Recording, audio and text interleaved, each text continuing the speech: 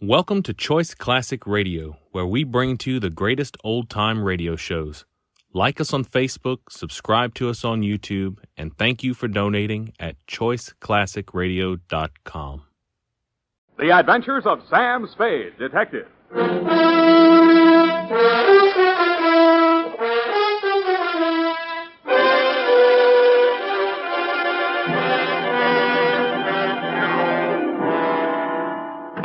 Since the world began, woman was meant for man. Well, Sam, I must say, this is the shortest honeymoon in my experience. F, have you been keeping something from me? Well, I wouldn't blame myself if I did.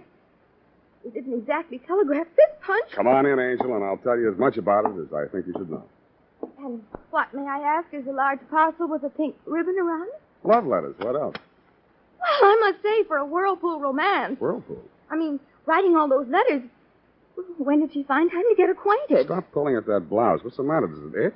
Sam, now that your marital status is no longer quo, well, damn these little routine and formalities.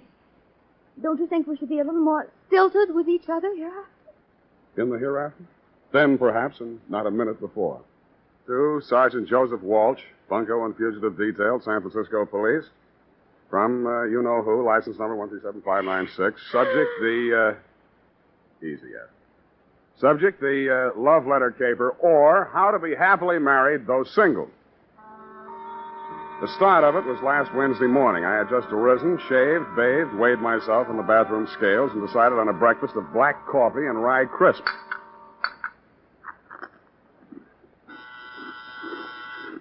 Noisy stuff. Oh. Special delivery. Sign here. Oh, now hold this, will you, Sonny? Yeah, what do you call this? Some kind of Italian soda cracker? Rye crisp, low in calories. Take a bite. Oh, you could no, lose thanks. a pound or two yourself. There you are. Eat the change. Thanks. I'll smoke it after dinner.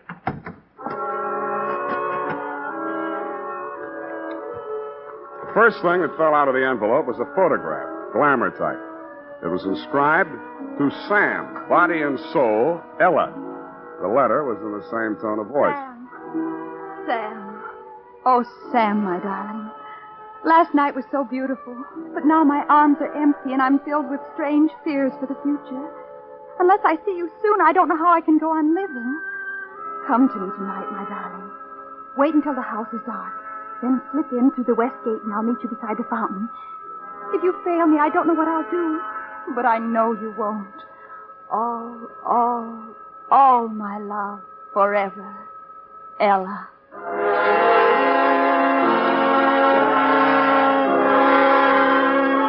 I read it over again, looked longingly at her picture, and shook my memory down.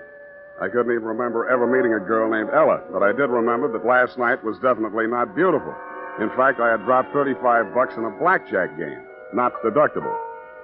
After I had tested the letter for invisible ink, codes, and ciphers, etc., with negative results, I decided it was either A, a crank letter, or B, bait, or C, a camouflage call for help from a damsel in distress. I took another look at said damsel's photograph and decided I would investigate her distress. I then phoned my secretary and told her to look up the night bus schedule to Atherton, the return address on the envelope containing said love letter.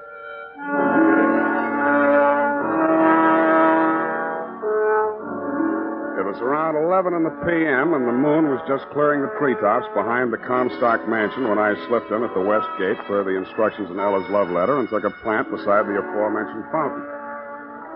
The house was in darkness, and I didn't see the ladder until the moon cleared the chimney pot.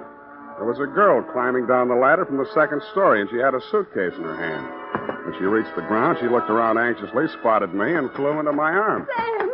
Oh, Sam, my darling, you didn't fail me. Oh, my precious, hold me, never let me go. I love you. I love you, too, but now I'll look. explain it all later. We'll have to hurry. I think he suspected something. Who suspected Please, what? there isn't time. Come on. Oh, the watchman. We'll have to go out the back way. Come on. Hey there! Come back here! Hey, you!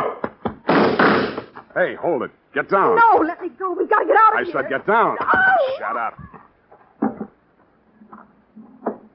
Riley, what's going on down there? Oh, a couple of prowlers, Mr. Comstock. They had a ladder up to the second story, the hall window. But I scared them off. Oh, not all. Fellas, have no more shooting. I'm trying to scream. Come on. It's it's our last chance. If he looks in that room, I love you. I love you. What room? Wait, well, my room, of course. Where are you planning on going? Anywhere, just so I get away from him. I love you. I love you. Who's him? My uncle. He's been holding me prisoner in that house. Oh, come now. I tell you, he's insane. He'll kill us both if we're caught, so please, come on. I went because, A, I don't like being shot at, and B, there was a wild possibility that she was indeed a fairy princess on the lamb from a dragon. I discounted half a B when we reached her getaway car. It was parked in the alley with a motor running. When she insisted that I drive, I hesitated whether to head directly to police headquarters or nail her the stupid way. I was weak from being on a diet, so it was Hobson's choice, more familiarly known as Spade's folly.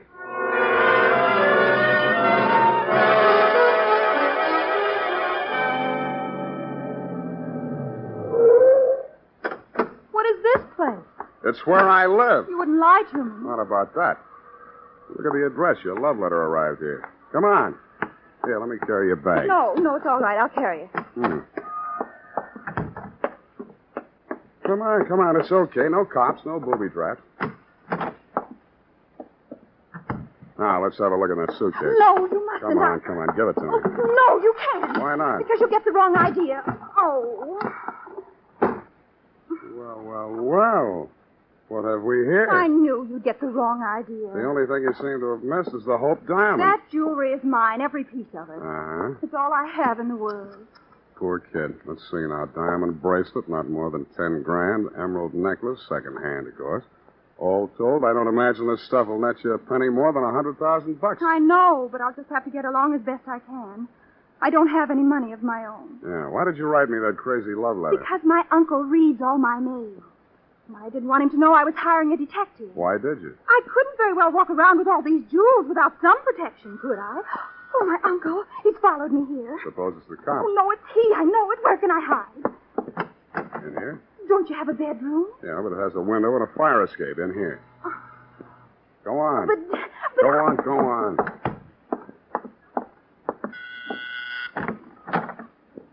Spade, Yeah. I suppose she's told you about me. You were uncle? Oh, good heavens, no. I'm Stuart Mason. I'm her fiancé. Or was, till she ran away with you. Maybe you'd better step inside, Mr. Mason. Thank you. Sit down. I'd like to... No. I just brought a few things I'd like to leave for Ella. Here. This bundle of letters. Her love letters to me.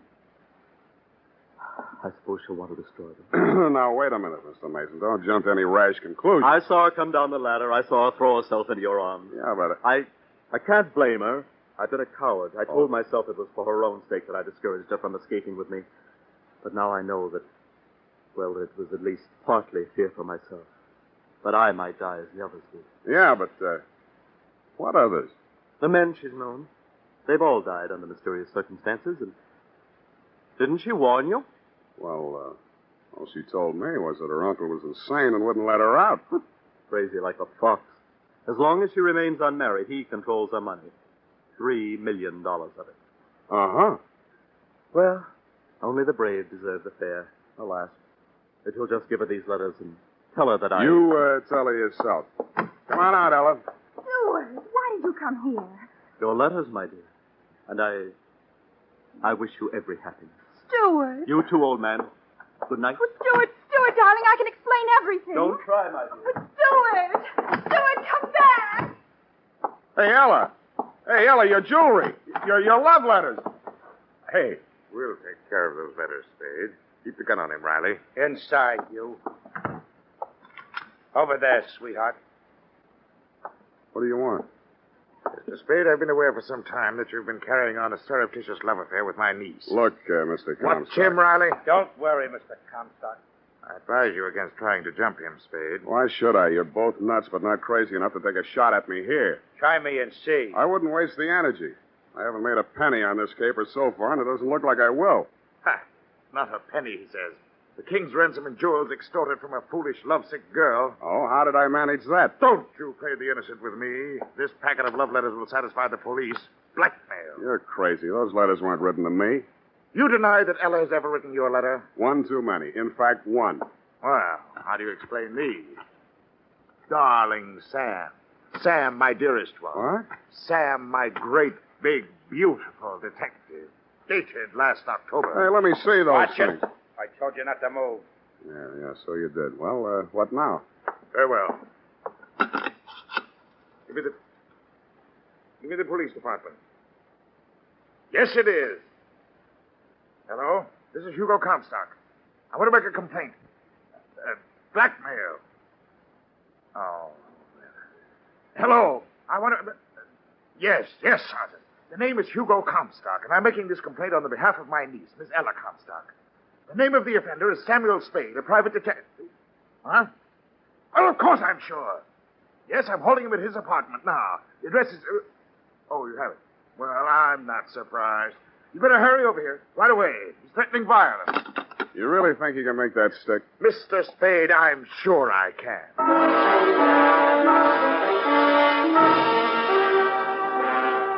Dirty words and foul imprecations were forming on my trembling lips. But he had letters from his niece to one Sam, a great, big, beautiful detective. And I had the jewels, and before the night was over, Sergeant Walsh, you had me. Booked, bothered, and bewildered. What bewildered me was how to raise the $2,500 bail. Sam Spade, innocent dupe.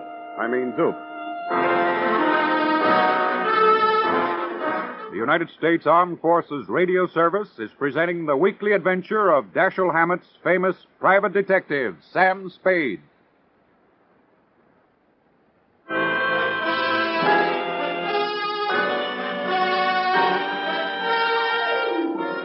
Up betimes to my breakfast of rude prison fare. They didn't serve any rye crisp, but what they did serve was even less fattening. I thrust my emaciated arms through the bars of my cell and clawed at the lapels of a passing bondsman and begged him for succor. He says I didn't need any because I was it. I hurled him aside and sat down to think. About then, you, Sergeant Walsh, hove to in front of my cell. Okay, Sam, get moving. You're free. Gee, thanks. Who stood my bail? Great kidder, aren't you? Sergeant, am I to understand that the charges have been dropped? Get out of here. All right, I know when I'm not wanted. Mine not the reason why. And don't come back. Your inhospitable words cut me to the quick, Sergeant, but I bit my lip, swallowed my pride, very low calorie, and strode bravely out into the sunlight a free man, I thought, until I bought a newspaper. Right there on page 1, it said, Heiress reveals secret marriage to private detective. Blackmail charges against Sam Spade dropped. All a mistake, says Uncle. Next to the item was a picture of Ella leaning over a hot stove in my kitchen. It was captioned, Surprise bride prepares breakfast for incarcerated mate. Will keep things hot for him, says Mrs. Spade. Sam, darling, your breakfast is ready. I'm on a diet. Take off that apron and sit down. I did it for your sake, Sam, darling. Wouldn't it have been simpler just to have dropped the Oh, charges? it wasn't difficult. The nicest man forged the license and the certificate for only $10. I know a guy who would have done it for $5 and thrown in some fingerprints for free, but that's not the point. But, darling, don't you see? If you'd just gone free without being married to me, Uncle Hugo might have done something worse to you. Like kill you. Nuts. Who are these ex-admirers of yours that were supposed to have been knocked off by your uncle? Name 3. Well, there was Ralph Bettinson. He died of vapor lock. Of what? It happened in the mountains. Something went wrong with his car, but they couldn't prove it because it blew up and burned after it went over the cliff. And then there was poor Freddie Push. They called him the piggy bank suicide. Why? They found $5 worth of pennies in his stomach. Oh. And then there was poor Nicky Nato. He was a ballet dancer. That's enough. Now about those letters. Why was your friend Mason returning love letters you'd written to some detective named Sam? Well, that was just coincidence.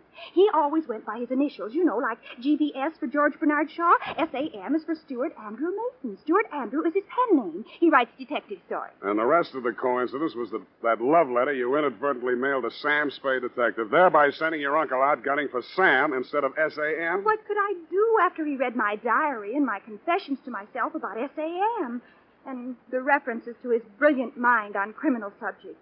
Well, you were a natural stand-in for SAM. Pronounced S-A-P. But I wasn't going through with it, Sam. Not after I met you. Why not? Because the moment I saw you, I knew that all those things I'd said in that love letter were really true. Really? Last night was so beautiful? I think I must have dreamed of you. You did. Oh, Sam, darling, I'm so lost and frightened. Come here. You don't know what my life has been. Oh, I can imagine. Boyfriends dropping dead right and left. You're the only one who can stop it. If Uncle Hugo thinks we're really married and he can't use my money anymore, then he'll stop having accidents happen to people. Won't you please be my husband, Sam? Is that so much to ask after what I did for you? Yeah. Oh, go on. You spring me out of that blackmail frame so I can help you compound a felony. But, Sam, what am I going to do? You forged a marriage, go forge a divorce. Where are you going? Back to jail. I'll see you there. Ow! Oh, dear me. Hit your foot, did it? Cast iron. Don't make them like that nowadays. My foot. Your foot. I meant the strong box. Oh. Oopsie. Coming in or going out? I think I'll sit down for a minute. Oh, Sam, you poor dear boy.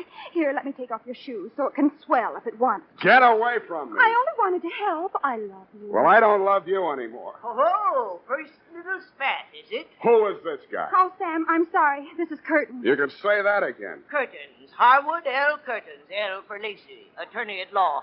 I represent the estate of the late Gertrude Comstock, Ella's mother. You, Mr. Spade, have married into, shall we say, money? Look, Curtains, it's time to raise the blinds on a couple of things. In the first place... Please. As you know, Ella, your grandfather, the late Commodore Ezra Comstock, left his fortune to be divided equally between his legitimate heirs, that is, your mother and your Uncle Hugo. Upon your mother's death, the residue of her part of the estate was left to be administered by your Uncle Hugo as he saw fit until your marriage, at which time it should go to you. Well, where is it? Yeah. All in good legal time. First, here is this old strong box. You mean strong box? Containing family mementos handed down to you from your grandmother. It was your mother's wish that this be delivered into your hands upon this auspicious occasion. Here is the key, in addition to which I leave with you both my best wishes for your future happiness. Good day. Mr. Spade, I shall forward along to you the statement of my fees for services in this case. Wait a minute. Who's paying my fee? No more questions, please. Good day. Well, I guess we might as well open it. Oh, I'm sleepy. Oh, no. Let's see what's in here. All right, let's. It didn't take long to go through Grandma Comstock's mementos, and I got more and more wide awake as we went along. The strong box contained 4 items: a teapot, a bundle of letters, a photograph album, and a family skeleton. The letters were love letters from one Elmo Pinckney. There was a tintype that said Pinckney in the album. He was a dead ringer for Uncle Hugo, which might have been a coincidence, but wasn't.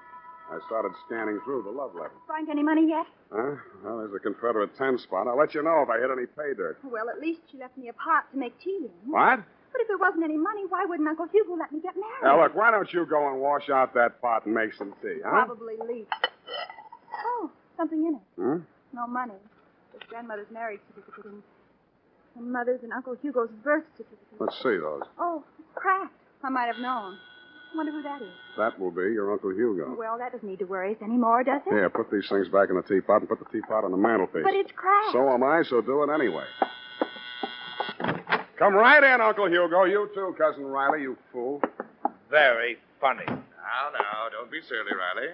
Ella, accept your poor old uncle's blessing on this happy occasion. I don't want your blessing, Uncle Hugo. You're a mean old man, and you killed all my fiancés. Well, it appears that Mr. Curtains has already brought you a legacy. I believe I recognize your grandmother's strongbox. Mementos of a strange romantic chapter in the history of a great family, Mr. Spade. You who have joined that family so unexpectedly will have a privilege that even I was never granted. Oh, how come? My mother was a strange woman in some ways. I'm sure she was. I suppose we shall never know what prompted her to leave these personal oddments to Ella's mother, nor why my late sister chose to keep their contents a secret from me.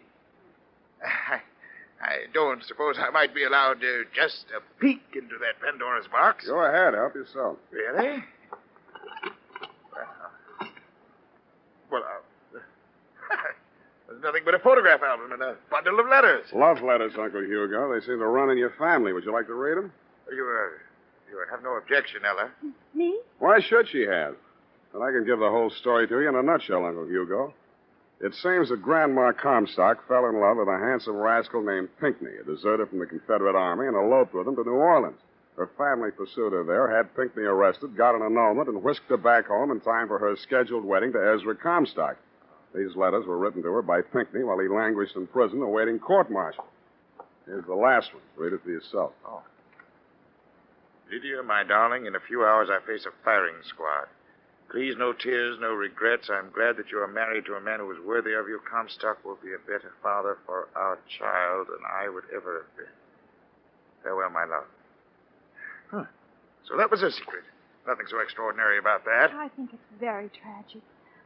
Think of her, married to a man she didn't love, about to have a child, and her lover facing a firing squad. Nonsense. Sentimental nonsense. What do you know about such things? I should know a little. After all, I was that child. Oh, I'm sorry, Uncle Hugo.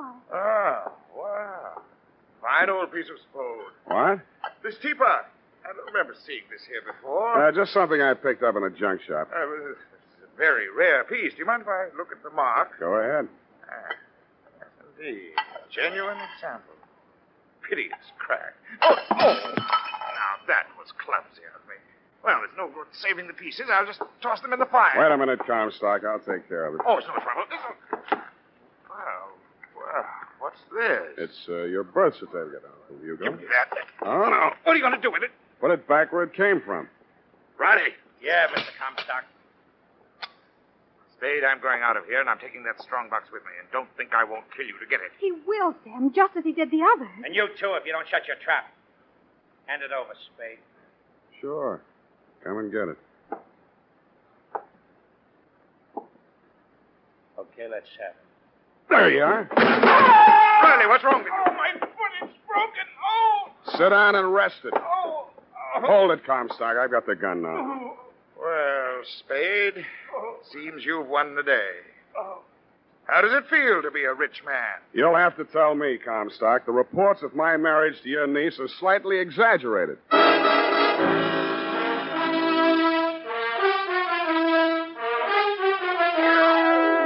And that's about it, Sergeant. I'm sorry I can't furnish you with the forged papers Ella used to back up that phony story of her marriage to me. A fire broke out in the wastebasket, and I accidentally dropped them into it. As for Comstock and his Gunsel Riley, I will gladly press charges against them on the blackmail frame until homicide decides whether there's a case against him on the mysterious deaths of Ella's previous fiancés. Period. End of report. But, Sam, why? Why, what, Eph? Did he want that old cracked teapot?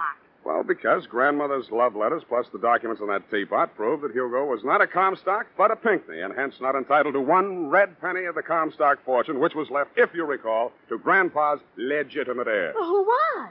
Entitled, I mean. Ella. But if she never married, she'd never find out, Well, you see. she doesn't deserve it. Hmm? After making a pigeon out of you the way she did. I agree, sweetheart, but how else could she afford to pay my fee? Well, I certainly hope you so could. I fully intend to. Go type that up while I falsify an expense account.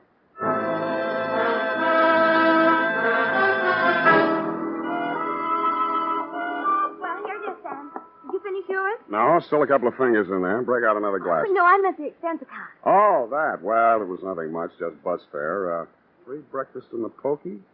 No, that would be the sign. Well, I took the liberty, Sam, of drawing up a statement. Did you look it over? Yeah. New letterhead. Well, it's only a sample I had dummy. Up? Pending your approval. Do you? Well, yes, very classy. I like the coat of arms, but I'm not quite sure about the motto. Oh, but Sam, you are the greatest private detective of them all. Well, you know best, Effie. And then, for an extra $100, we could have it printed in Rady ink. In what? Luminous ink, Sam. Shines in the dark. Even as you and I. Oh, Sam. I'm glad you're still a bachelor. Go home, all the same. Good night, Sam. Good night, sweetheart.